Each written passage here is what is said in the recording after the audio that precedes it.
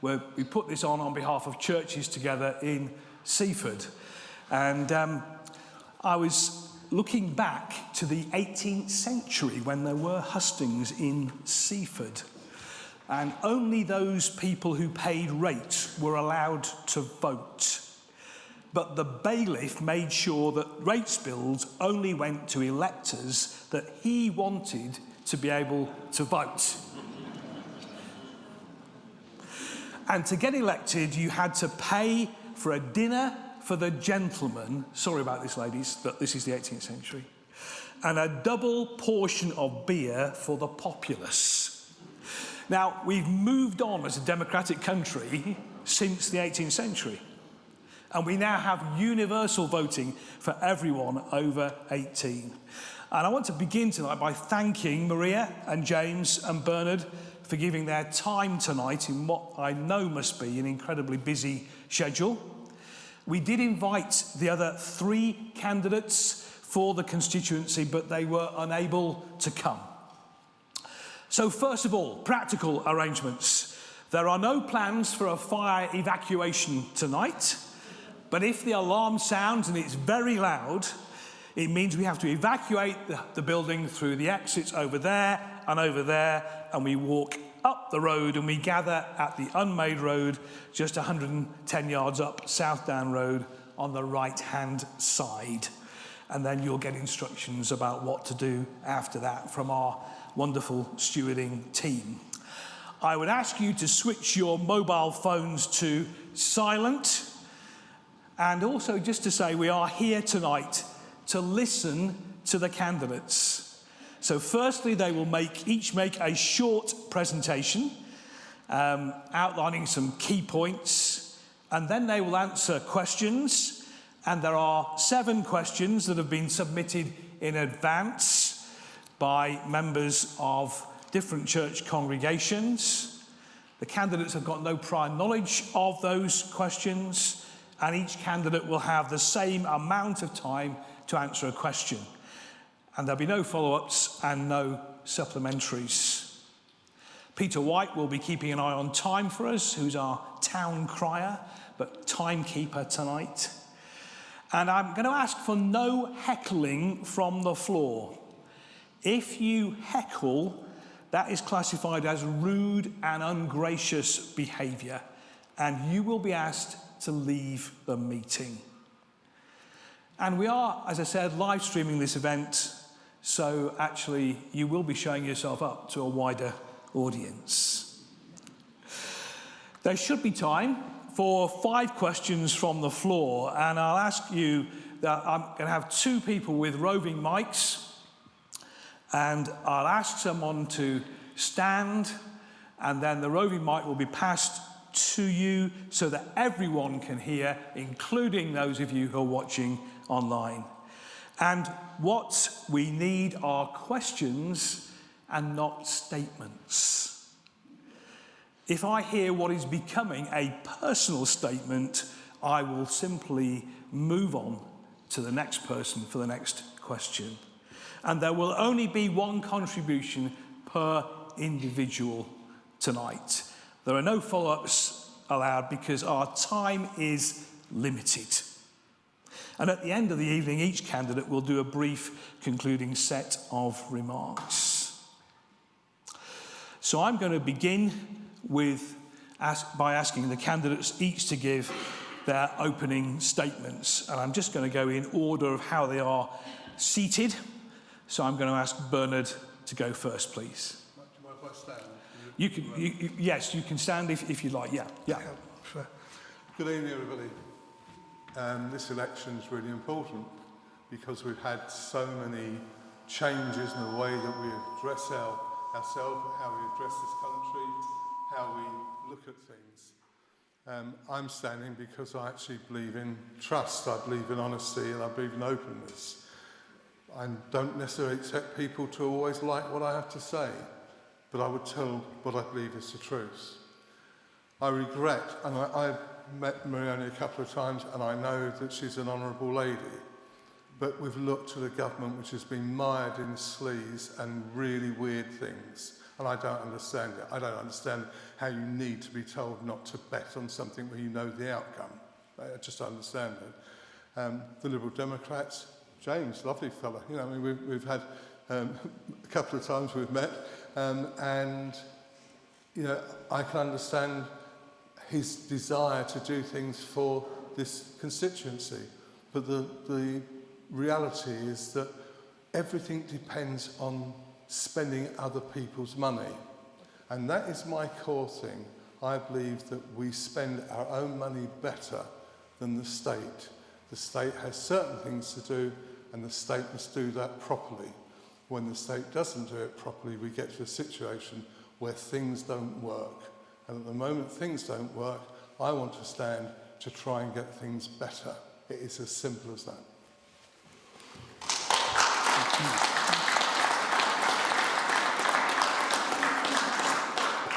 Maria, over to you. Well, good evening, everyone. I'm Maria Caulfield, and I'm standing as the Conservative Party candidate for this election. Many of you know I've been the local MP for a few years now, but also many of you will know that I'm not a traditional politician. I'm not someone who went into politics to become an MP. I'm a nurse who worked at the Royal Sussex County Hospital down in Brighton, and the only reason I got involved in politics was then under the last Labour government there were plans to close Eastbourne Hospital, and many of you will have seen the campaign that was run then to save the hospital, and I'm really pleased that one of the first things the Conservative government did when it came into government was to save Eastbourne Hospital. It's now protected, and it's now getting extensive investment in, for example, the new surgical hub is going to be, which is being built right now, is going to be open towards the end of this year, beginning of next year. It'll mean instead of having to go to the Conquest for your operations, you'll be able to have that done at Eastbourne. And the work on the main hospital building will be starting soon. They're starting to decant some of those services out to get ready for the new hospital build as well. And it's not just those sorts of things that I have really tried to deliver in my short time as your MP in Seaford. There has been major infrastructure projects which I have secured funding for and which we're in the process of delivering.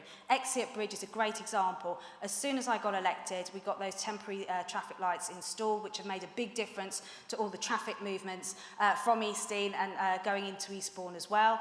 The funding for the new bridge, which only has about a 10-year life expectancy left, is secured. The planning permission's got, the contractors are appointed, and we are just waiting for that work to start.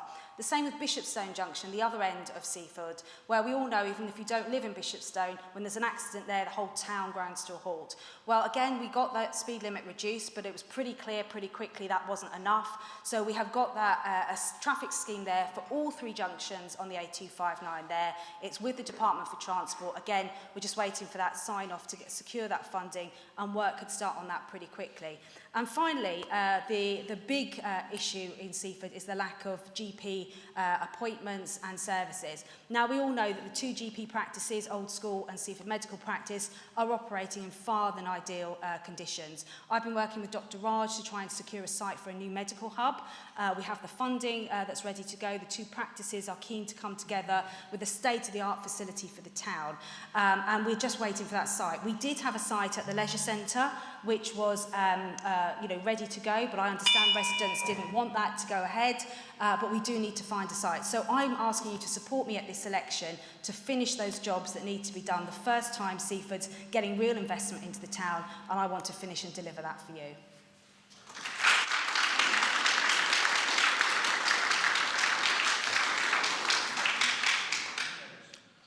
Thank you very much, and thank you to everybody for turning out today. It's really lovely to see you all. It's been wonderful meeting so many of you on doorsteps in the last weeks and months as I've been around and about in Seaford talking to people. And one of the things that has become very, very clear is that the town has some very clear priorities for what it needs for its future. And they're my priorities too. I live in New Haven with my two young children. This is our community and our home, and your priorities are the same as my priorities. Seaford has been terribly served for health services for a long time now. We've had a decade or so of promises of health hubs, new hospitals, and none of them have come to fruition. I have been outspoken in what I see as the solution to this, which is the redevelopment of the existing health centre on Dane Road. People in the town want access to GP services in the centre of the town, not stuck out somewhere else. And when I was leader of the council, the district council, I made available the adjacent Richmond Road car park to the NHS in order to expand the footprint to make it big enough that the health centre could be expanded. And that offer still remains in place from the current District Council administration. That will be my top priority if you elect me as your MP. We can get it done. I've had personally enough of hearing excuses for why these things can't be done. We've seen no progress on it. And it's about time we have proper medical facilities for Seaford after years of broken promises on that. Secondly, I've been focusing a lot on sewage. I hear it all the time across the town. People are sick and tired of Southern Water being allowed to dump sewage into the bay here in Seaford. We all saw the footage, or many of us did at least, of the cloud of sewage coming out from under Splash Point. And many of us, and I know I'm not the only parent locally, who now is worried about what my children might be swallowing if they go into the water at the beach here. And that applies to people who kayak on the Cookmere or row up and down the Ouse as well. We have a massive crisis, and recently I've heard nothing but excuses from the government. At one point it was the farmers' fault, at another point it was the Victorians' fault. It's everyone's fault but theirs. They have let Southern Water off the hook. Southern Water are making billions of pounds of profits out of you while your bills go up every single year, and whilst dumping raw sewage into our waterways, and it has to stop. I will hold them to account. And the final thing I'll say to you is, I live here, this is my home. I will always stand up for you. I will always be Seaford's champion in Westminster rather than the other way round, because this is where my family's future lies. Your future is my family's future, and I don't care about anything more than that, and I hope you'll support me in this election. Thank you.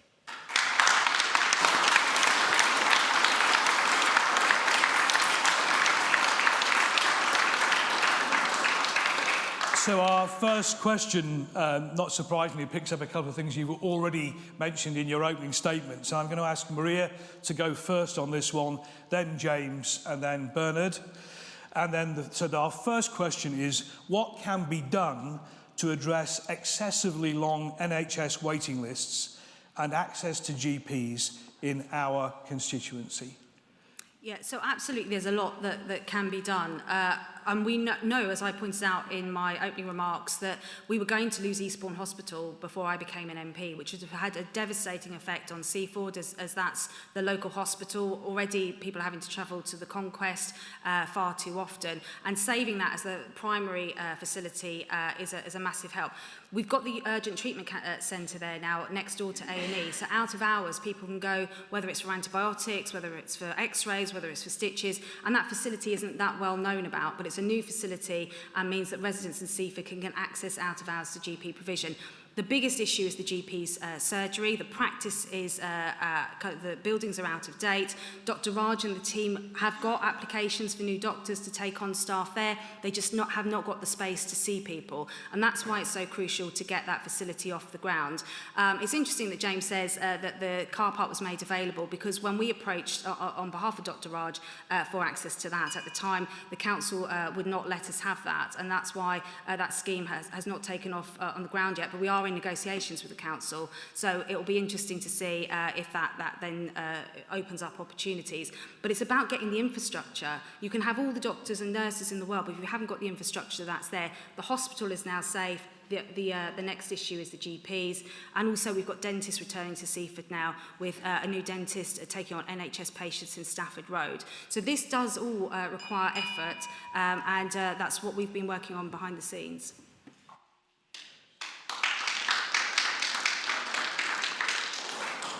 So clearly the NHS is the number one issue people have been raising with me. I obviously have to take issue with the comments Maria makes about Richmond Road car park. I was in the Sussex Express about 6 weeks ago repeating the offer for the Richmond Road car park. I didn't interrupt you, Maria. So, you know, the reality is it's there. I've never once even suggested that, and I have to say, I hope that Maria will be retracting that statement in future, because it just is, I'm afraid, not something I recognise, and there's no evidence to support it. In terms of what we need to do on a broader basis, Liberal Democrats have got a plan for the NHS. We want to provide free social care to people. Our care sector has collapsed in the last few years. People can't find people to work in care. There are people literally stuck in hospitals who can't be discharged because there's nowhere to discharge them to. We need to fix an entire system from end to end. The mental health services locally are in crisis, particularly young people's mental health, which has been criminally ignored by this government. We were proposed to put mental health professionals in every school to get there early, get the treatment they need, and triage before they have to go to the NHS. And finally, we would recruit and retain more doctors. We've got to pay people properly if we want them to do the job. We have doctors leaving this country to go and work in Australia because they're being offered better terms and conditions there than they are here. If we want people to do a job for us that's as demanding as being a doctor, we have to pay them properly and stop people leaving the NHS, as well as recruiting more people to the NHS.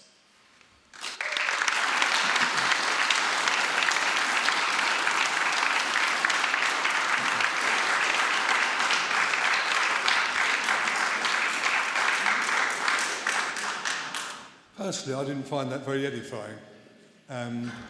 We all know that you've got a problem in Seaford in terms of just getting doctor's appointments.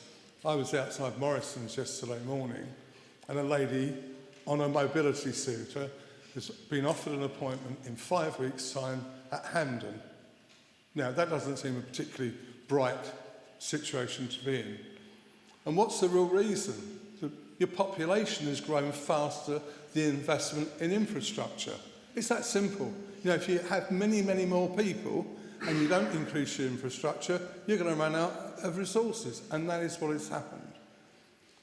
I'm not particularly interested in little spats about which car park has been offered by anybody. We just have to get down to the real core things. And the real core things is, if we're going to have a population increase, which we've had, and I make no bones about bringing up the question of immigration because it does affect us, that if we're going to have more people, then the infrastructure is going to be put there very rapidly. And the NHS, the hospital services locally are brilliant. It's the stuff around it that isn't. And we need to be realistic about what we're doing.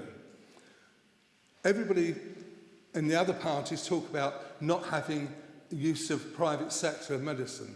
If you're actually ill, you want to be treated, and you don't really care whether it's in some big institution which has got a history and an ideology, or whether you're just being treated. And that's what's got to happen in Seaford.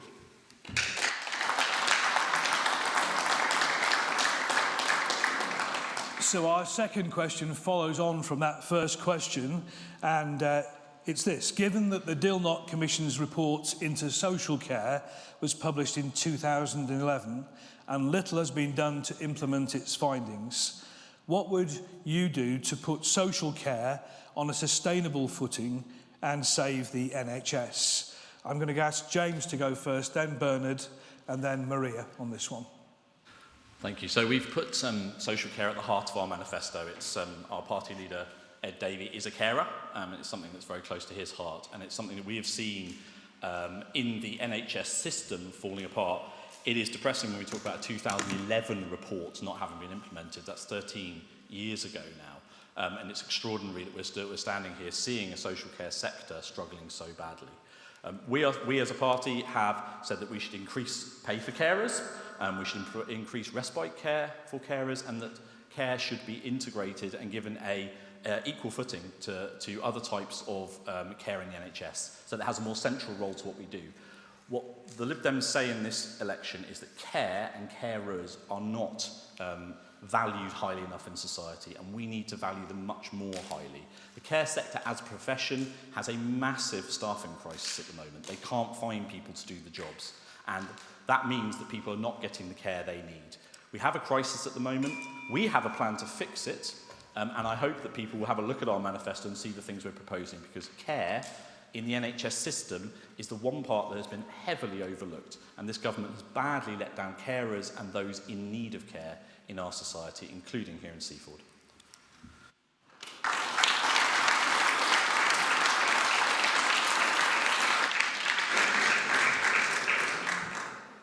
I think it was the election before last when Theresa May called an election, and she had a policy on care, and she really blew it by actually going about the funding of it in such a way that nobody could believe in it and nobody wanted to pay for it. When Boris Johnson got his huge majority, the one thing I really was pleased about was the fact that to get care patterns working, it is going to be unpopular financially. It has to be paid for. But we know what happened with this Tory government. It disintegrated and it's gone away. The Lib Dems talk about increasing the care provision, but they're going to run out of money. I mean, even the latest reviews of their proposal show that they won't achieve what they want to achieve. It is a major problem and it requires money.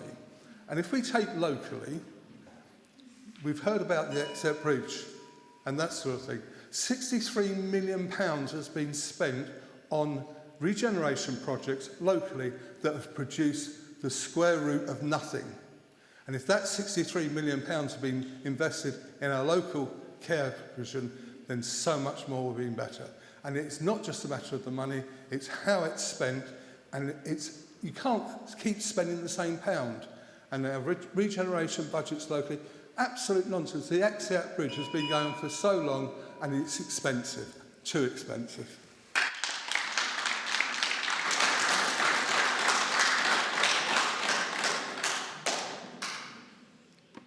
Well, I speak as a carer. I care for my 89-year-old father who needs quite a lot of carers in and out of hospital all the time. So I know firsthand just how difficult it is caring for someone. And we did actually, after the last election, introduce free social care. We introduced the national insurance levy of 1.25%, which many of you in this room will have started paying.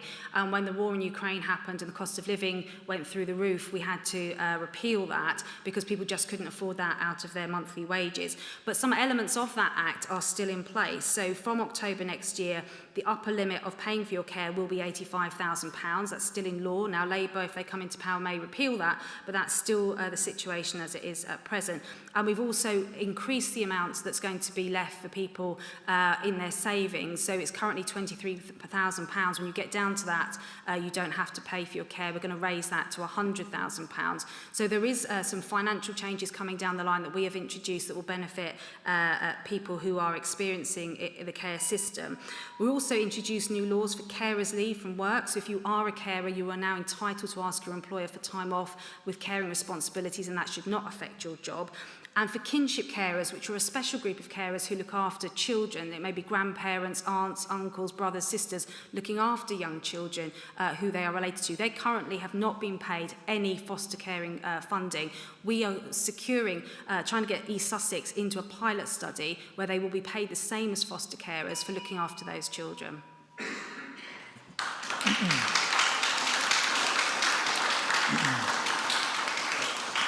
Our next question came from James Hollingsworth, who's the vicar at St Leonard's, and it is linked into that last question, actually. So I'm going to ask Bernard to take this question first, then Maria, and then James. And the question is, what would your party do to support family carers? It's quite simple, really, because we talk about our society, and our society is all of us, and it's all our families. And the big thing that carers need in the way of support is time and money. And if we leave more money in their pockets from their earnings, they'll be able to provide the care. If we provide that facility, you know, if you actually got the money and you can afford to buy some care to support yourself, you have the time, you then become a better carer because you're not worn out looking after the person that you love so much. We've heard both Maria and James talk about being carers. I'm a carer at the moment because my partner's got stage 4 cancer. And it's hard work. By goodness, it's hard work. But I don't look at it in an extremely long-term way. But what I would know is that if I'm going to be doing that long-term, and if people are going to be doing it long-term, then we need to have the funding in place to do it. And everything we're going to be talking about tonight, it's going to come back to how you spend the money, because the families know how to spend the money best. And the policy that we would have is to say to the families, you know best what you need. We want to make sure that you've got the capability of providing it.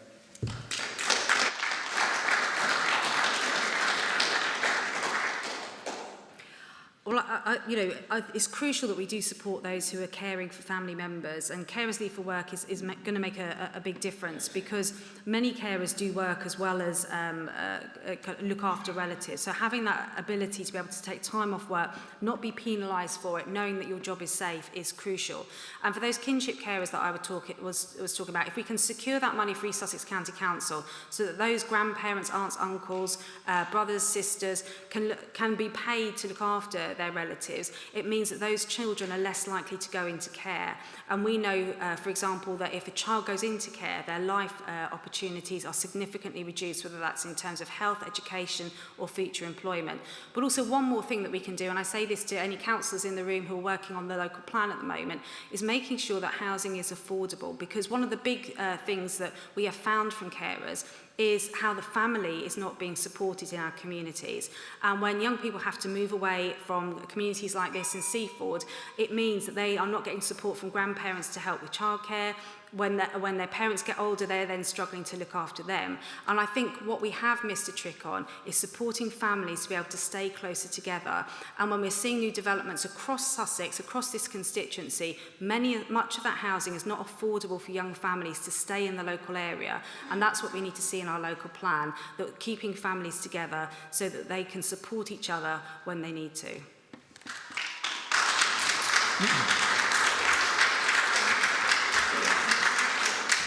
Thank you. So obviously I spoke about this at some length already, so I thought it might be worth just relaying a story that I had on a doorstep the other day, which I found quite affecting, about a carer locally here. It's a woman about my age, and she's got two severely autistic children. One is in a specialist setting, and one lives at home with her. This woman had a really well-paid job. She actually commuted up and down to London. She was well-paid, and she was quite successful in her career. And she said to me on the doorstep, "I've had to give up my job because I have to stay home to look after my daughter. She needs round-the-clock care. So I started claiming carer's allowance." And she said, "Until I had to claim it, I've never realised how much they make you feel like a criminal for claiming what you're entitled to. I've given up my job, I've given up everything just to look after my daughter, and yet I have to go through these humiliating, repeated analysis of who I am and what I am just to look after my daughter, and it makes me feel ashamed." And that's what we're doing to carers in this country. We're making people feel ashamed of having to claim money to which they're entitled to support their own families. One of the key things we have to do for carers, and indeed everybody who claims benefits to which they're entitled in this country, is move away from this idea that just from claiming any kind of welfare, you're in some way a scrounger or sponging off the state. These people are entitled to it, they are working incredibly hard, and they deserve to be treated with respect and dignity, and I think that is what we need to restore in our system.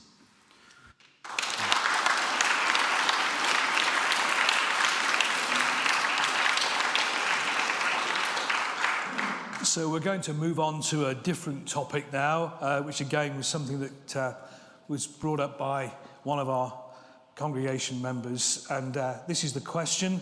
I'd like Maria to go first on this one, then James, and then Bernard. What would you do to protect young people from unhealthy content on social media, including violent and sexually explicit content, and from online bullying?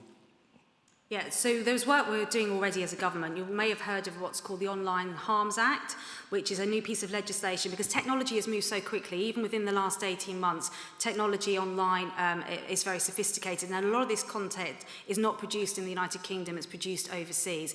And restricting access to this content to children is vitally important. So the Online Harms Act now puts the responsibilities on online providers such as Google or Facebook or Twitter, that if there is content that should be age restricted, they have a responsibility and can be prosecuted if they're making that available to children without those checks. We're also working with schools, and just before the election we proposed that mobile phones should be banned in schools, not because we think mobile phones are bad for children, but where they're in the school environment, it's really important that there is some supervision over that. And I meet many parents who say, well, my child doesn't have a mobile phone, but they've seen this content on their friend's phone. So parents can only do so much. So we need our schools to be supported in being able to restrict their use in schools. And the work we're doing with the Online Harms Act is groundbreaking work that other countries are now starting to follow.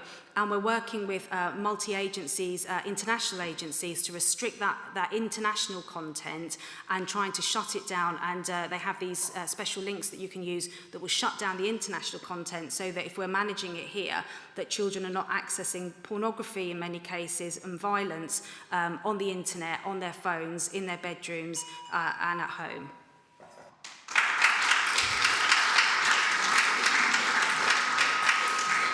So it's a really good question, and it's a growing issue. I mean, as someone who's got 2 young children at home, my 8-year-old boy would happily sit and watch YouTube all day, every day, if he could, and if we let him. So there is definitely younger and younger cohorts of people.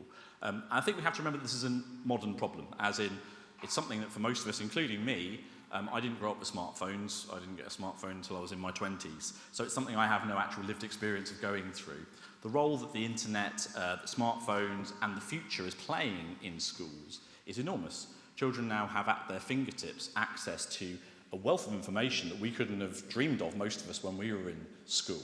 And it means that it's an incredibly clear double-edged sword for us. On the one hand, we want children to access this wealth of information that's available through the internet and through smartphones, but also we have to protect them from the terrible things that really are out there on the internet and can be accessed through smartphones in schools. So it's good to hear that we're already looking at this. I think that governments here and around the world have struggled to keep up with tech firms and struggled to keep up with the growth of the Internet of Things. I think it's important that we are putting restrictions in place now, but I think this is something that needs to be a discussion. We mustn't be too draconian and say top-down, everything is banned, or you can do this and you can't do that. Some things do need to be outlawed, but we also need to say we need to trust our teachers and our educators and our children to make some choices for themselves. So the balancing act really has to be made very delicately, but it is something that worries me as a parent, and I think it probably worries every parent in the room, and action needs to be taken. Thank you.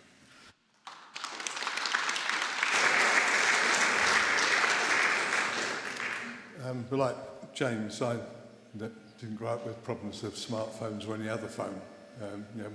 My phone was in a red box down the bottom of the road. But one of the issues we've got is we fail to consider the wider perspective. And the wider perspective of this is that the foul things that are on the internet are allowed to be on there by the people who run the systems. You know, if you were in North Korea and the North Korean government decide that they don't want you to watch something, amazingly, they've got the technology to stop you doing it. Now, I don't want to see that as a norm, but the technology exists. So why isn't it applied here? We have lots of talk from politicians, not in this country, just in this country, but everywhere else, that these things are bad, that they should be addressed, they need to be dealt with. The facility to do it exists. What doesn't exist is the will to take on the conglomerate global companies who actually control the internet and all that goes with it. Until we have the guts to do that, it'll just get pushed back and back. And James is quite right. The next generation are going to be suffering badly from what actually happens now. It is that simple. It is possible to do it. We've got the technology to do it. It's a lack of will to do it.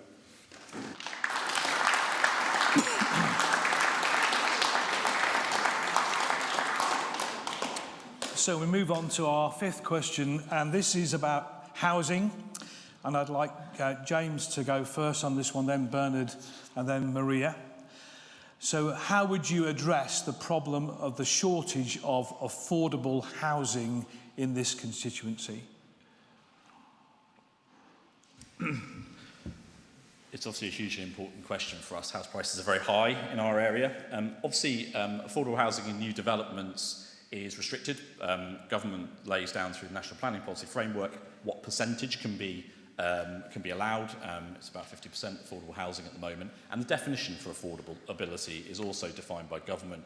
It's about 80% of the market price. So it's not really a question of what councils can do. It's very much a question of what an incoming government can do to redress what has been a profound unfairness in the developer-led system that the government has set up for house building in this country. I was really proud when I was leader of the council here, and people who lead it now are continuing to do this, that we actually built council houses for the first time in a generation in Lewes District, including in Lewes, including in New Haven, and the council continues to search for sites to build actual affordable council homes for local people to live in. And we've built more in the last 5 or 6 years than have been built in the preceding 30 years. So that was a proud achievement. But what we need to be looking at is how we build a system for planning in this country that no longer favours developers to build large executive homes, to wriggle out of their affordable housing requirements, and that instead requires them to provide the housing we actually need that meets the needs of local people and has the infrastructure to come with it. Building houses without anything to come with it, including sewage disposal, doctors' surgeries, is how we've got into this problem in the first place.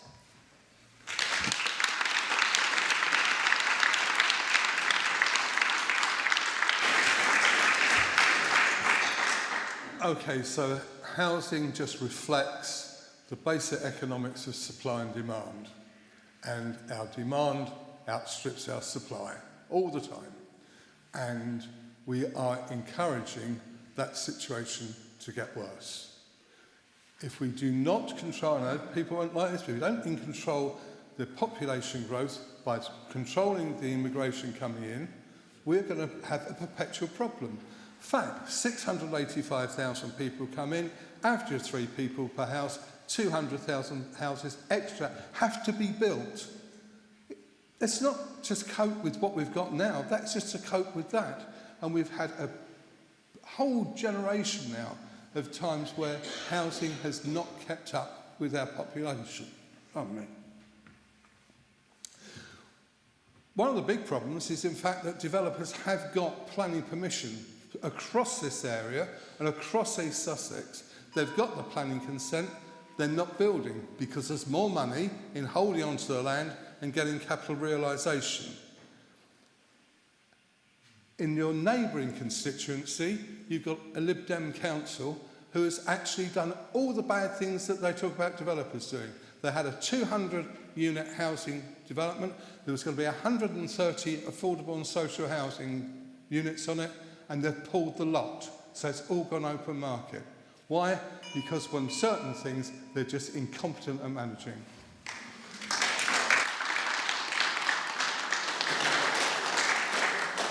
Well, we have got a system that this government introduced called the local plan, and every district council is supposed to produce their local plan about where they want to put housing in their district, and not just how much housing, but the type of housing. And we did have an in-date local plan across the Lewes district. Seaford had its neighbourhood plan, which was there directed to how we get housing that meets the needs of the local population here in Seaford. And that was a lot of housing for downsizing, so older people who want to downsize to free up family homes could have had that housing, and younger people for starter homes, so that if a developer comes to Seaford, they would only be able to build those 2 types of housing to make it affordable for local people to live here. Unfortunately, that local plan was let go out of date by Lewes District Council, so it's a bit of a free-for-all at the moment for developers. They can build whatever they like. And what we see is developments that are over £400,000, £500,000 when they're built, which is just out of the reach of ordinary families in Seaford. While James, you know, I'm not against building council housing, but a lot of people want to be able to buy their own home. They can afford the monthly mortgage payment, but not the deposit. And that's why we're restarting the Help to Buy scheme to get that deposit for young people so they can get on the housing ladder, and also eliminate stamp duty for first-time buyers as well. But it's about the types of housing you build in a local area, not just how much housing you build.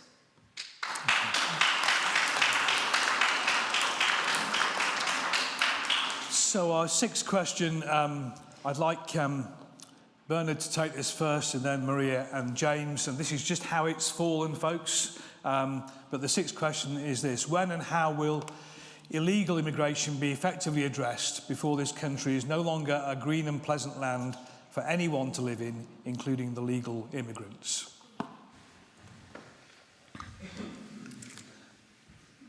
Obviously very dear to my heart.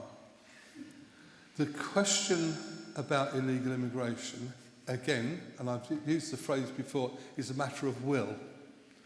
The means of controlling it exists. The means of preventing illegal immigration exists. We just don't use it. We've got an open border called the English Channel. We could prevent illegal immigrants entering our border. We could stop those boats coming in. We don't have to drown people. We don't have to kill people. We don't have to do anything nasty. We just turn them back. Because that's what the borders are for. That's what we've got a border patrol force for. Illegal immigration is an absolute bane in our lives, and it is desperately destroying cohesion in communities.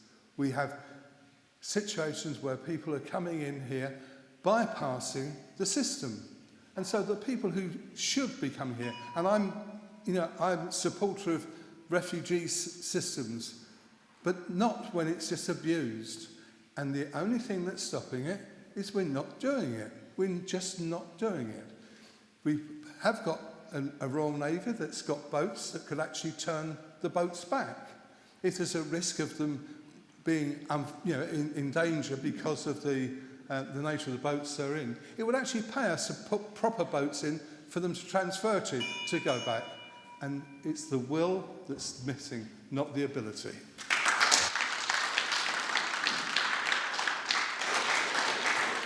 Well, I speak as a daughter of immigrants who came to this country to work hard for a better life. And since we left the EU in 2020, we established an Australian points-based system for legal migration. So we now have control over who can come and live and work here, and they have to fulfil certain criteria in order to be able to do so.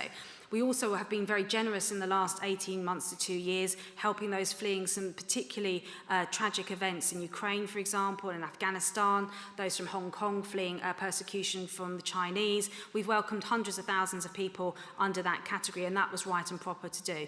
What we need to do in terms of have a sustainable immigration policy is to control illegal migration. And it's not fair on those who come here legally to work hard and who pay their NHS surcharge and do the right things, that there are people who are able to navigate that system via the small boats. Now, we have done a lot since we left the EU, and we ended freedom of movement. And that includes deporting 25,000 people in the last 12 months who came here illegally. It's meant stopping working with the French 36,000 people from crossing in France. It also means that we've cracked down on some of the schemes around student visas that were being misused, and ending those visas being able to use for dependents as well. But we have to have a balanced system. Absolutely, we are making the Rwanda scheme, for example, has meant that many people are going to Ireland. My family from Ireland, and over the last 3 months, have seen hundreds of thousands of people going to Ireland because they're worried about being deported to Rwanda from here. It's about having a balanced system that is fair to those who arrive here legally.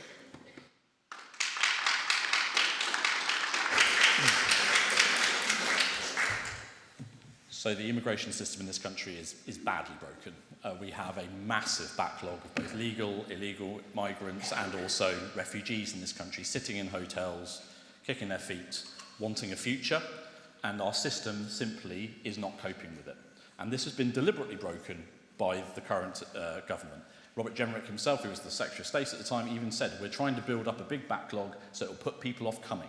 They've built a backlog on purpose. It is costing us hundreds of millions of pounds, and it is all just based on a doctrine of trying to make the idea of coming to this country so awful that people won't do it. Well, there are people drowning in the dark in the English Channel, being washed up on our beaches, and we have this fantasy that somehow we're going to make it so hostile they're not going to risk that anymore. It is a fantasy.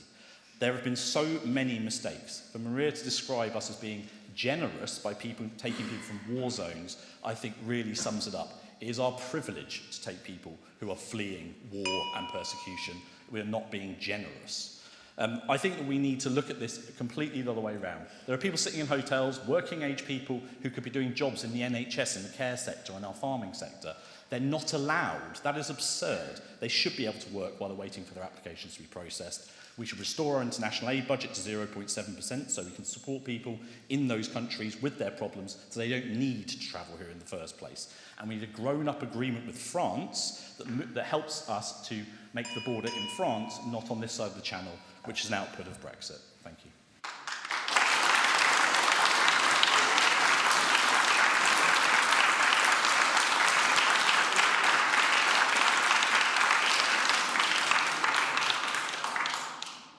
So we're about halfway through now. How are you feeling? Okay, good. So we're going to move on to a topic which is very opposite to our local area, but also affects the whole country. And I'm going to ask Maria to lead on this one, then James, and then Bernard. What do you think should be done about the excessive release of untreated sewage into our rivers and the local seashore? Yeah, absolutely.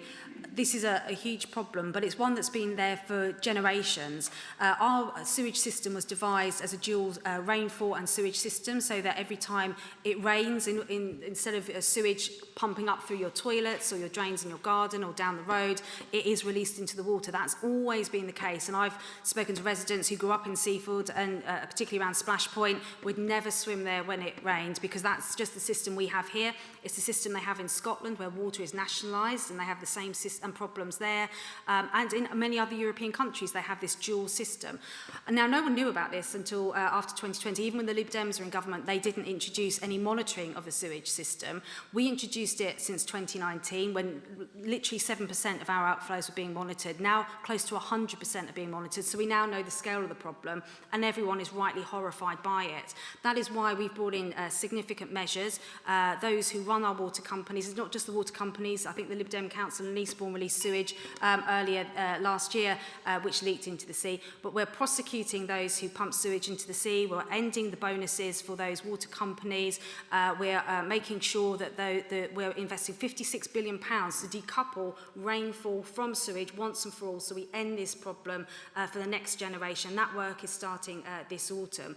But in addition to that, we're also introducing measures, for example, that ends the amount of rainfall going into our system, because with more housing building on greenfield sites, that means there's less green spaces to capture our rainfall, which has exacerbated the problem. So there is significant work happening in this space.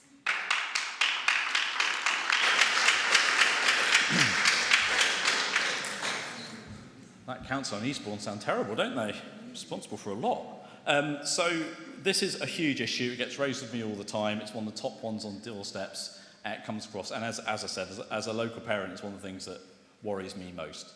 The government's current plan is to give them 30 years, the water company, to clear up their act, and they can pass the full cost on to you as the bill payers. Hence, Southern Water proposed recently to increase our bills by 91%.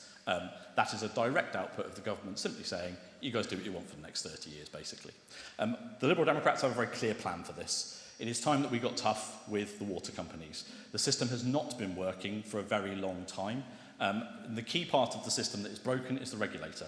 Ofwat are the regulator for water companies. They have no teeth, they have no powers. Their record fine was £9 million for Southern Water. Well, £9 million is nothing to a company like Southern Water, who generate billions. We would scrap Ofwat, replace it with a proper regulator with actual teeth. We would ban executives claiming excessive bonuses at water companies whilst they're dumping sewage into our water system. And we would put water experts onto their boards to actually advise them on how to conserve our environment better, and so that they would actually be accountable and responsible to you as the bill payers. Water companies in this country are out of control. Southern Water is one of the worst offenders, and the government is sitting on their hands. If you elect me here, I will hold them to account, and I will make sure that Southern Water are properly accountable for what they're doing to our waterways locally.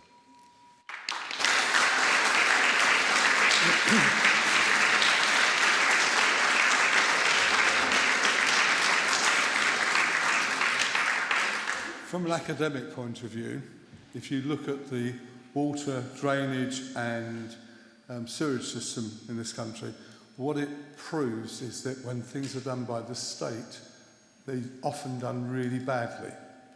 And why I say that is because we are inherited a situation which was already out of control. And we nationalised some of the companies, denationalised some of the companies and put them out to private enterprise. Good thing or bad thing? Yeah, I'm not going to comment on that at the moment. I just say that it wasn't regulated, and it's certainly wrong that it's gone out into the hands of equity management from overseas, where there's no accountability here. I agree with James that the Ofwat system is broken and it needs replacing. But it comes down to we've got to look at the future as well, and being hard on bonuses of current people is not going to deal with the fact that our structure, our infrastructure, needs to be fit for purpose, and it needs to be built into the planning situation. If you go across East Sussex, Southern Water are spending an absolute fortune on systems, and where I come from, we're actually improving the sewage system probably by about 80%. What's really appalling is the fact they need to improve it by 80%, because if it had been looked after properly in the first place, if we hadn't overbuilt, we wouldn't have the problem.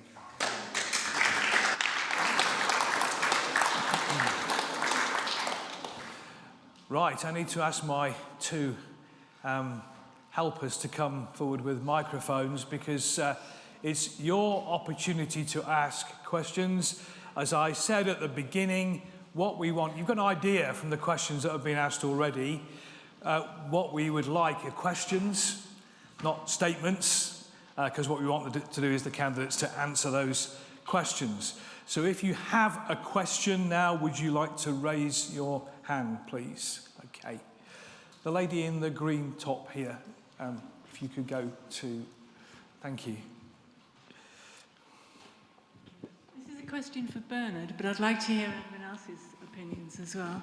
Bernard, on your leaflet that came through my letterbox, you mentioned traditional British values. Could you outline for us what you think they are? Because I'm not sure. So I'll ask Bernard to go first on that one, and then Maria, and then James. Yeah. Yeah, quite simple. I was brought up where I actually trusted things. I trusted people, I trusted our society, I trusted our local political leaders, and we've lost that trust. We looked after our environment because that's what we did. We didn't need to be lectured about it. We didn't go into realms of hypocrisy, which we do at the moment. You know, on traditional values, tell the truth. You might get it wrong, but tell the truth. And I'm just appalled at some of the stuff that goes on now. If you don't have a basis of being honest with people, and you can manipulate data and you can manipulate what you feel, then those values go. We are a Christian country, not necessarily a practicing Christian country. We've got a whole structure which is followed up. Our education is the classic example of it. We're losing some of these things, not because of immigration, not because of other cultures, but because we're not being honest. And I find that appalling.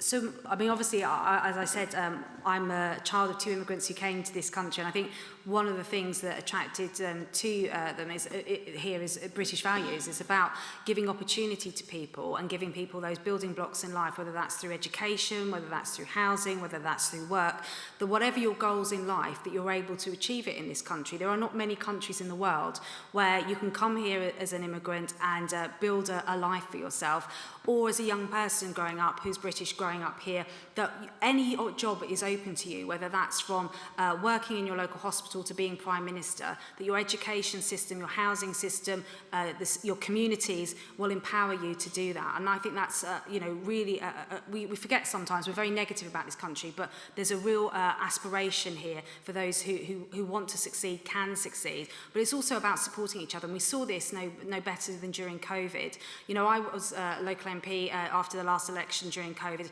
and I saw communities really pulling together, making sure that elderly neighbour on their street got a food delivery, making sure that young family were well supported if the kids couldn't go to school, really looking out for each other. I went back to the COVID wards and saw volunteers who really kind of got this country through a global pandemic and built bridges, whether that was sewing uniforms or whether that was getting food parcels to people. So I think we've got a lot to be proud of, and it's based around the family, aspiration and community.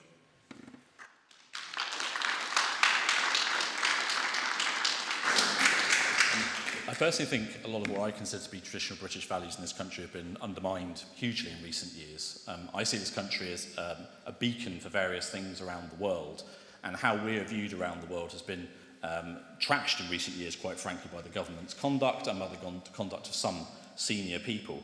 First of all, I think this country stands for fairness. Fairness has been something that I think in this election has been something that's coming back to me on doorsteps all the time. Fairness about accessing NHS service. Fairness about how people are dumping sewage but making billions out of that. That sort of British sense of fair play, which I think really underpins our country's values. There's decency, decency and respect for others, and treating people with decency and openness. Openness in terms of how we view the rest of the world, not shutting ourselves off, but opening ourselves up. Britain has an incredible tradition of not only taking people from all over the world to our shores, but also of being an expansive country that travels around the world for better or for worse in the past, but we have had a huge influence that way, and openness is critical. And finally, the rule of law. Britain built the post-war system. It was our legal codes that we used to underpin the way the world works. Rule of law is critical. It must underpin a democratic society, and we have seen that attacked over and over again, right up to right-wing newspapers putting pictures of judges on the front of newspapers to persecute them when they do things the government doesn't like. We need to restore that. We need to restore that respect in our society and that respect for fairness. Those are British values to me.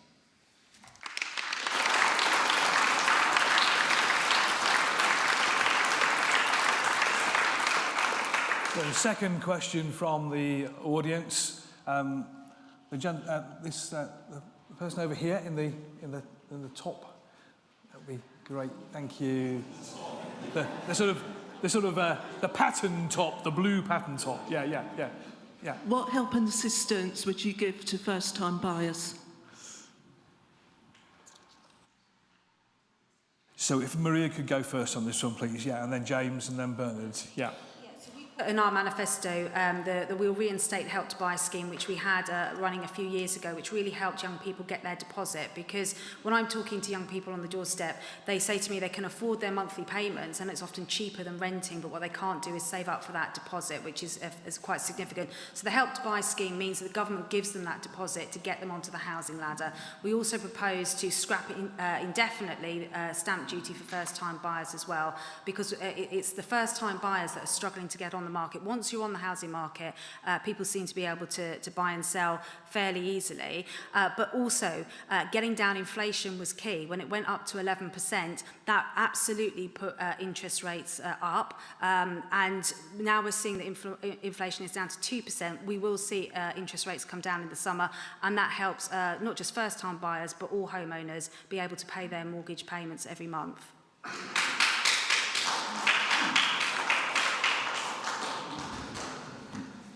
Thank you. It's obviously a hugely important question, and there's probably never been a more challenging time in this country to be a young person trying to get on the property ladder and build a life for yourself. At the moment we have salaries have stagnated in recent years. We have interest rates rising, inflation went out of control because the Conservatives crashed the economy, and we've seen property prices continue to rise through the whole period. As Liberal Democrats, we want to see more innovative ways of getting people on the housing ladder. Shared ownership schemes need to be more widely available, ways in which we can partner with people who want to get on the property ladder to help them get to that point where they can own their own houses. We also want to see the fact that we need to build more houses across the country. The reality is, if we don't build any more houses, if we continue to say, OK, we're not going to build houses in this country, and we continue to object to every single application that comes forward, then the reality is that house prices will continue to go up exponentially as we strangle supply. So nationwide, we do have to build some more houses, and that's going to be a critical part of the next few years, and some brave decisions are going to have to be made on that. Otherwise, we won't be able to create a future for our children that allow them to get on the housing ladder and build a future for themselves and their families, as we were able to do and generations before us were able to do. There are some huge decisions coming up, some key choices, and I think it's very important that we make those together as a community.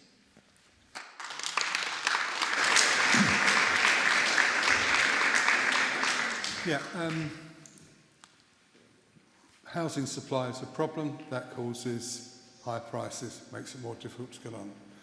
One thing that I really don't understand why none of the other parties seem to be putting it forward, and it does seem to me to be logical, is that we've got schemes which would help low deposits and that sort of thing.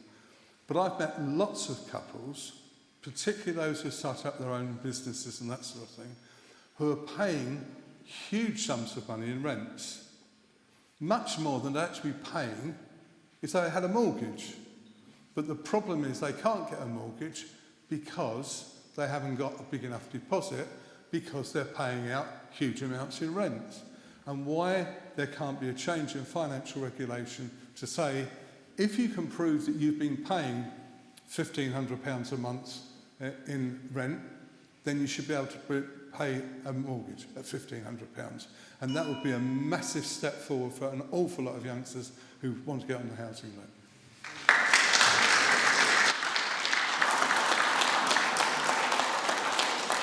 So we have a third question. The gentleman over there with the beard. Sorry, I wrote it down. I worked as a paramedic for 10 years before retraining recently to become a doctor. In about a year, I'll qualify as a doctor, where I'll do 25% additional hours for approximately half the pay I get as a paramedic. Doctors have to train for decades, incurring hundreds of thousands of pounds of debt, yet they've had a real terms pay cut of 35% since 2010. Many doctors are leaving the UK and the NHS, and those who are left in the NHS are on strike. What will your party do to make doctors' jobs worth their time? So, James, if you could go first on that one.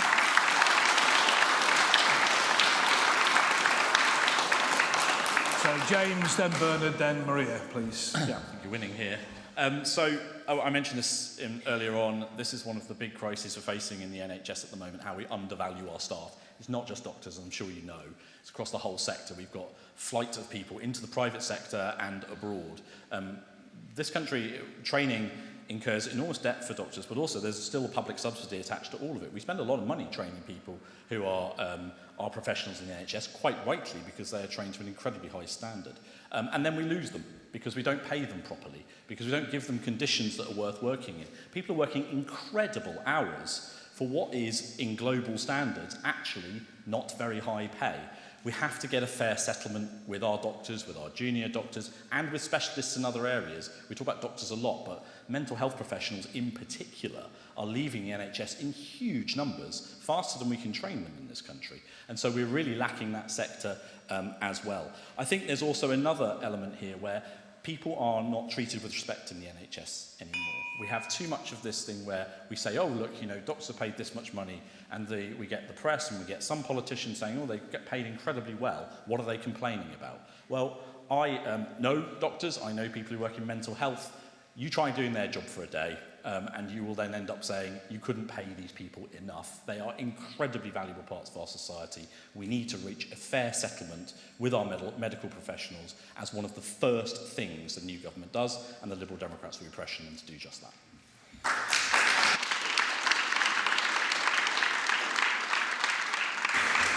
Yeah, we need to pay people properly, and we need to encourage a lack of debt for a young doctor starting off.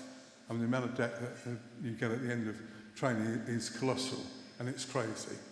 Why not reduce that, even if it means putting into a contract you have to work for a period of time to pay it off?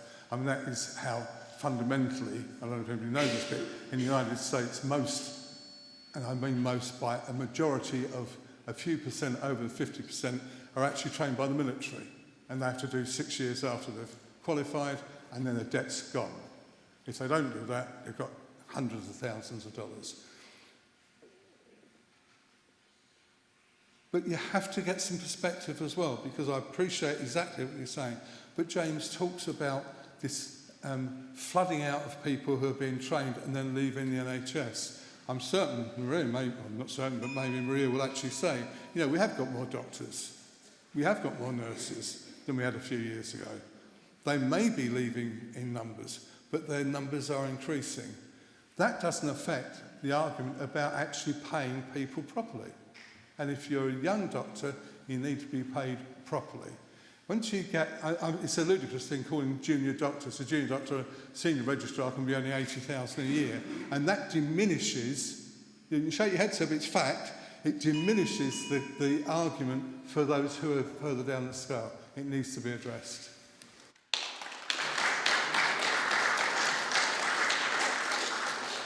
Well, can I just say, you know, I've got huge admiration. I've worked all my career with doctors at all levels in the NHS, and they do an incredible job, whether it's GPs or whether it's hospital doctors, and absolutely it's a very, very difficult job. On the pay issue, we had strikes with a number of healthcare professionals, from nurses through to the consultants. So we settled with every single group. The nurses, quite a while ago now, over 1 million NHS staff got a pay deal nearly a year ago that was a significant increase in pay. We settled with the consultants, we settled their pension issue as well, and we've recently done a deal with the specialist doctors, specialist registrars, for a pay deal. The junior doctors are the outstanding pay dispute that we've got, not just in England, where the UK government's responsible for health, but in Wales, where Labour run the health service there. Scotland, I think, have resolved theirs, but only very recently. So it's an issue across all 4 nations of the United Kingdom. Now, I think we've offered up to about 12% for junior doctors. I know that hasn't been accepted, and you're holding out for 35%, and I think you said to BMA, not you personally, have said even with a Labour incoming government, it's 35% or the strikes don't stop.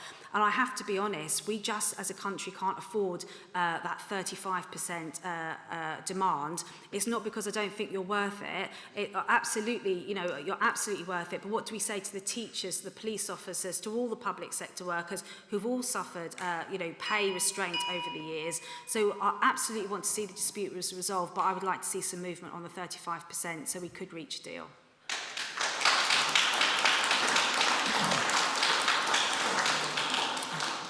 Time for our 4th question. I think gentleman on the front row here, Leah, could you?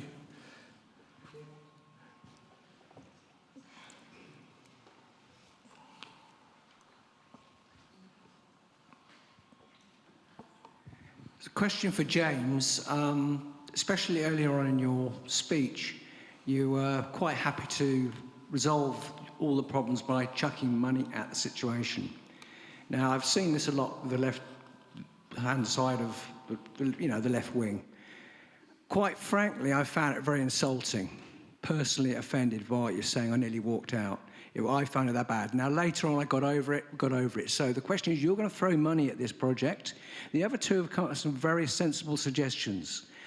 Just give us a clue. Where's this money coming from? Is there some secret that you know about that no one else knows about? So I'm going to ask James to go first, and then we'll have Maria and Bernard. As with every single one of our manifestos, it's fully costed. Our manifesto, in fact, has been praised for its costings. Indeed, it's the Reform UK manifesto with £140 billion of uncosted pledges that's been referred to as Trussonomics 2.0. So I have to say, I don't really know where the question comes from. If you look at our manifesto, we have clear costings for everything, and everything is accounted for all the way through. And we're very careful about this. Every one of our manifestos is fully costed. Indeed, all of the main parties have been at pains to show that they're paying for what they've got. We are in a difficult position. You know, the economy has been run into the ground. We don't have as much money as we should in this country, so we're going to have to be very careful.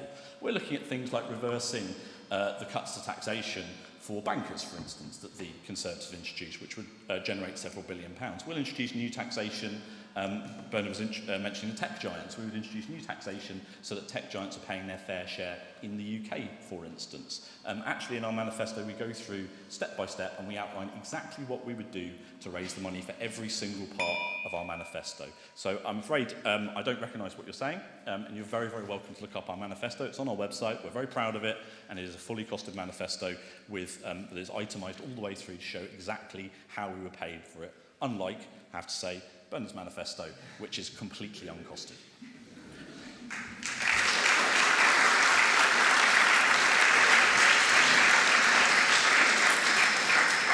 Well, James would say that, wouldn't he? You know, the reality is that the Lib Dems manifesto has huge gaping holes in it. The Labour Party's manifesto has huge gaping holes in it. The Tories' manifesto has huge gaping holes in it. We don't have a manifesto that actually sets out all these supposed things. What we do is say that we know the amount of waste that there is. We know how much we can save. I've already said earlier on today, in this area alone, we've wasted £63 million over the last 5 years. Multiply that across the country and stop wasting money on crackpot schemes that actually are in the eyes of the beholders rather than what the people need. The Lib Dems manifesto doesn't add up. It's social care policies alone. And I know James says, that it's been verified and supported by people, but I think you have to admit that they've said it doesn't add up. All of them. There is not one single economic forecaster who agrees that the social care programme can be funded as per the current manifesto. Yet the amount of money they say they're going to spend can, but the policy which they're saying they're going to deliver, it isn't manageable. All we're saying is, all right, you lot say that we haven't got a costed thing. Your record is pretty rubbish. Give us a chance.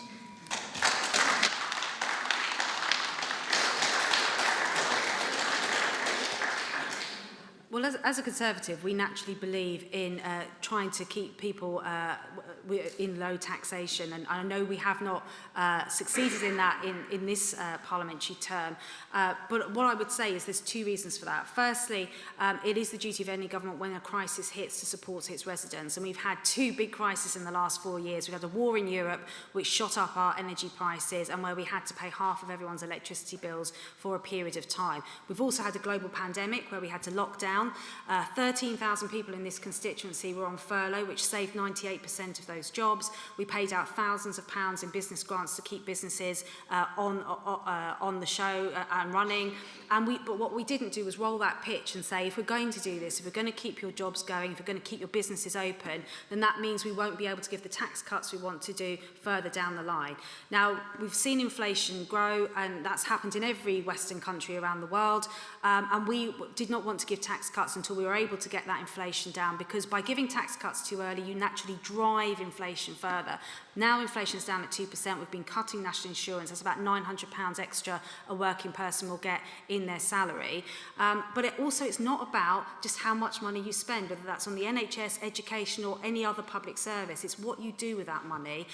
We have tried to be more frugal and use that money more wisely. That is not to say that there isn't waste in the system. I still do shifts in the NHS, and I see lots and lots of waste that, with hindsight, we could have been better dealing with. So it's low taxation and spending money more wisely.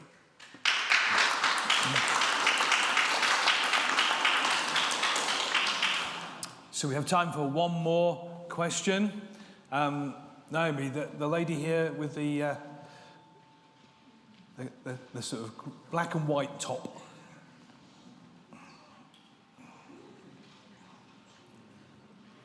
I'd like to ask the candidates, can a woman have a penis?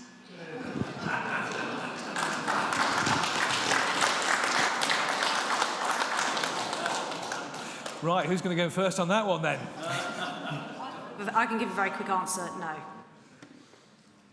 Okay. Bernard, do you want to go? Yeah, sure. No, I mean, it's a nonsense question that gets so many nonsense answers. There are two sexes, male and female.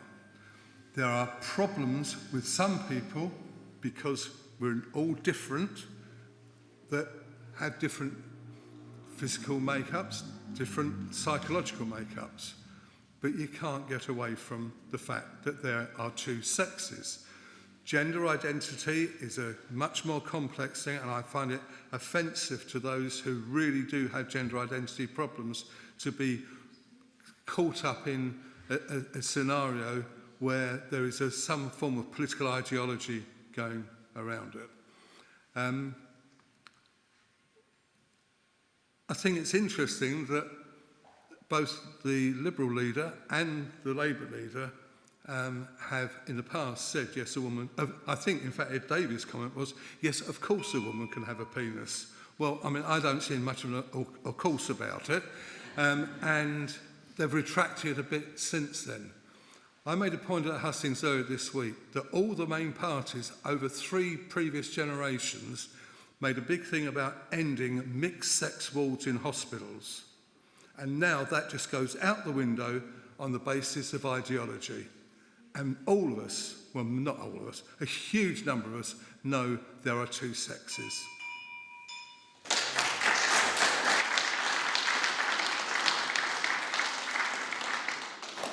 Bernard and I agree on this. This is a nonsense question. I think it reduces the wider debate down to a binary choice on a yes or no answer, and I think it simplifies it to an extent that invites confrontation, invites intimidation from one side or the other. And I have to say this debate in the public domain, particularly on social media, has become so toxic as to become almost impossible for anyone to make a comment about it without being dragged into some kind of wider culture wars debate, which drags in a whole load of additional questions. We have so many things packaged up here, and I don't disagree with Bernard actually that there is a real issue here where people who are having crisis in their life, who have mental health issues, are feeling shamed and ignored and attacked by this debate at the moment, and these very aggressive questions about people's biology, which just push people into separate camps where no one can actually have a proper discussion about this. So, look, my view on this is that we need much better mental health support out there for people who are having issues in their lives. There are so many young people who are being completely abandoned at the moment because the NHS is being pressured to not take this issue as seriously as it should do. And we need to make sure that we are supporting our younger generations and people who are facing real questions about their future seriously, with dignity, respect, and the proper resources that are needed for the future. We should not be reducing this down to gotcha questions that try to force people into confrontation with each other.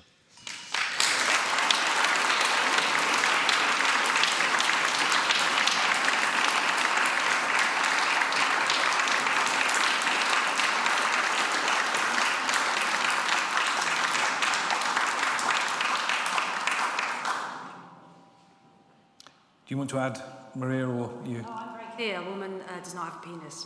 And I think this is a woman's issue, and I think dragging it into a trans debate is, unforgivable in a way, because that is a whole different debate, and we have done a lot as a government to support the trans community, but let's not take away women's rights as well. We have fought long and hard to be respected, and if women have concerns about safe spaces, whether that's in public toilets or NHS wards, we absolutely have the right to say that we are allowed to have intimate care by someone of the same biological sex. Gender is important, there's no doubt about it, but we should not be demonised by saying that women do not have a penis, and I think it's wrong to say that that becomes a hostile debate.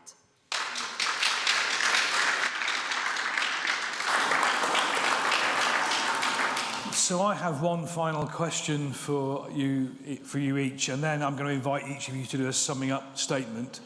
And the question is this: what hardships have you had to endure in your life that enable you to have some understanding of the trials that all of us face at some stage in our lives? And perhaps I can start with Bernard and then go to Maria and then to James. Well, this gets all very personal, doesn't it? Go back 2 generations. My paternal grandfather was a docker from Dunfermline, and anybody who knows political history knows that Dunfermline is one of the birthplaces of socialism in this country. And he came down to London to get a better life. He had quite a big family. I'm aware from when I was a kid, my mum talking about the fact that for 5 nights a week she slept under the bar in the snug at the Star of India pub in Consort Road in Peckham. She couldn't do it on a Saturday and Sunday because the bar was being used. Those things come through to your life. In my own life, I've been lucky in many ways in that I've always been able to be resilient. I've always been able to just get on with things. I was lucky enough to get a good education. But I've had cancer. I've had depression. I've got a partner who's got cancer. I've been working with people who have had dire poverty. That's influenced me. And it doesn't stop the fact that I know you can't spend what you haven't earned.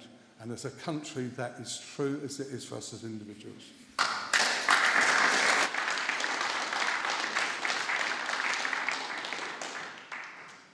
Well, my background, I'm sure some of you will know, I grew up in a very poor area of South London, a red light district, which was notorious. You may have heard of Cynthia Payne. She had a house up the road from us. And it was very, very hard. My parents were immigrants. My dad was a labourer. My mum was very poorly from when I was a young kid. She died when I was a teenager. And my dad, who had no regular income as a labourer, you just get paid for the jobs that you do, really, really struggled to keep us fed and watered and clothed. My brother's just a year younger than me. We had one set of clothes between us. That's why I'm a bit of a tomboy and not very girly, because we grew up as sharing lots and lots of things. But it really instilled in me a hard work ethic, and that when I see people coming to my surgeries now in pure desperation, whether that's because they haven't got enough money to pay the bills at the end of the month, or they're in social housing and their leaks still haven't been fixed, I know what that's like, because I saw my dad do it every single month when he was working out which bills to pay and how to feed us. So that's one of the best parts of this job, is helping people in absolute desperate times. But what I would also say, it instilled in me that a life on benefits and a life in social housing is not an aspiration we should have for any child in this country. We should be encouraging people and not labelling them from their background. We should be, through education, through hard work, through opportunities, creating for those, enabling people to get on in life, because just labelling people and letting them settle for a life in poverty is not something we should aspire for any child in this country.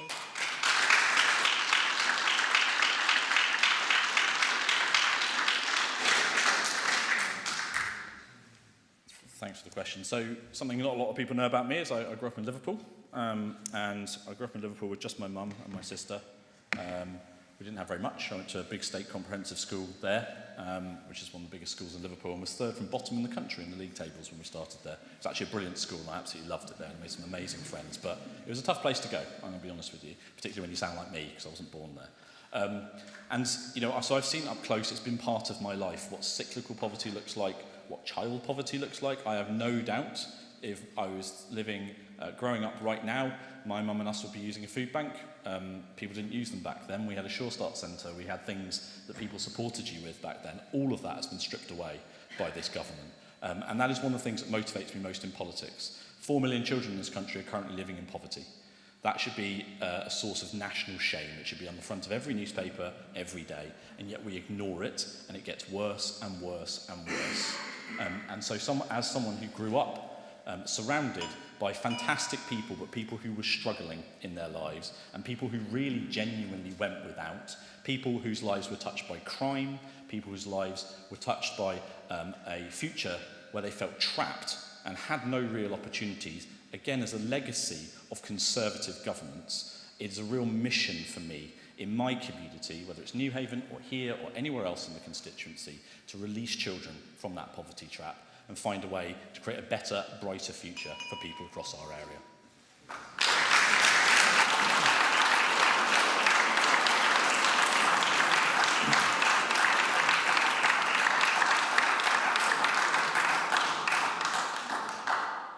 So we're almost there. I'm going to ask each of you to do a brief summing up statement, and Peter will be timing it. And I'm going to ask Maria to go first, and then James, and then Bernard, please. Well, thank you everyone for coming this evening and putting your questions to me. I hope I've been able to show you that as your local MP, I'm always someone who's passionate about Seaford and getting that infrastructure investment, which has not happened for decades into this town, particularly whether that's road investment, whether that's medical centres, or whether that's protecting the green spaces that we have here, making sure that the housing that is built here is built for local people and that is affordable, that keeps our communities together. But I hope I've also shown you that I'm someone that will always give a straight answer. I've given straight answers tonight, even if they're difficult answers, and some would say that they will give the doctors 35%. In reality, we know that that's not affordable, and you know, while we want to negotiate, I will always be straight and honest with people about that. It's the same with the medical centre. We've got two choices. It's either the leisure centre or it's the Dane Road car park. And you know, sometimes that's difficult, and politicians will promise the world, but it's whether they deliver or not that matters. And if you re-elect me as your MP here in Seaford, I will finish those projects that I've started.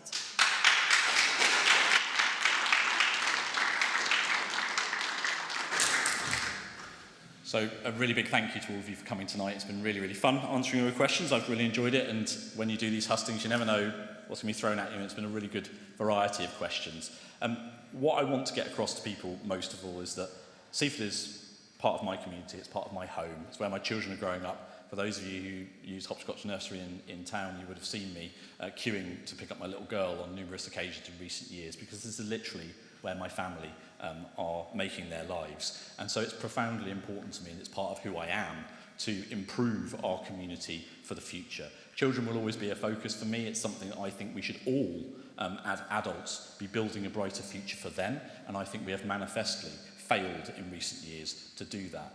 Here in Seaford, as I've already said, my focus will be on getting that health hub redeveloped at the Dane Road site with the adjacent Richmond Road car park, which has been offered by the council for free. When I was leader of the council, we finally got the Talon Parade scaffolding down.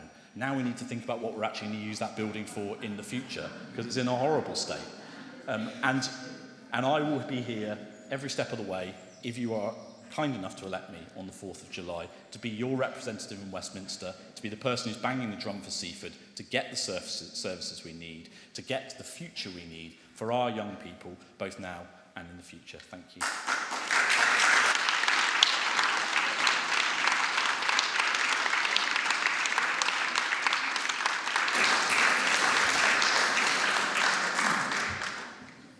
Everybody who comes into doing anything for an election, I mean, my colleagues here have both been doing it for a lot longer than I have, come in for the right reasons. You may not like the way they go about it or what they try to do, but they come in because they want things to be better for everybody. It's a question of how you go about it, and we still come down to the fact that on the left, we've got the Greens, who I noticed have not been at one single husting at the moment, probably because really they're actually communists when it comes to tax. Young doctors earning £50,000 a year or more will be another 6% on the national insurance contribution. What's the point of having a 2% or 3% or 4% pay rise if you then clobber with them? That's the sort of logic that I really object to. We have to talk about how our economy grows, how our country grows, how we structure things. And yes, all the local things are really important, but they pale into insignificance if you haven't got an economy growing, if you haven't got people being educated properly, if you haven't got a health service that meets the requirements. And they're not just to do with Seaford or Newhaven or Plumpton or Lewis or anywhere else. They're to do with the whole country. And it is the United Kingdom. And that's what I'm standing for, to get these sort of things dealt with across the nation, because if they're not dealt with across the nation, they won't get resolved here. I object, above all else, to an approach which blandly picks out things and makes them as a norm. And I will criticise James for this. We had a meeting where he said, the fishermen at Newhaven all want to go back into the EU. The next day, I had a phone call from a fisherman saying, can we have a reform flag to go on our boat?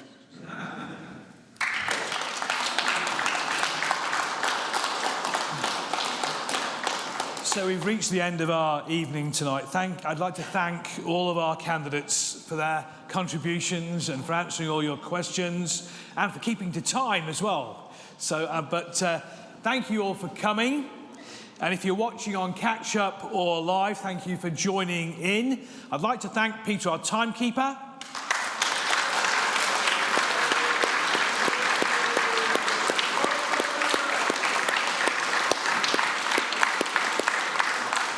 I'd like to thank our stewards and our sound and vision team who've been working hard tonight.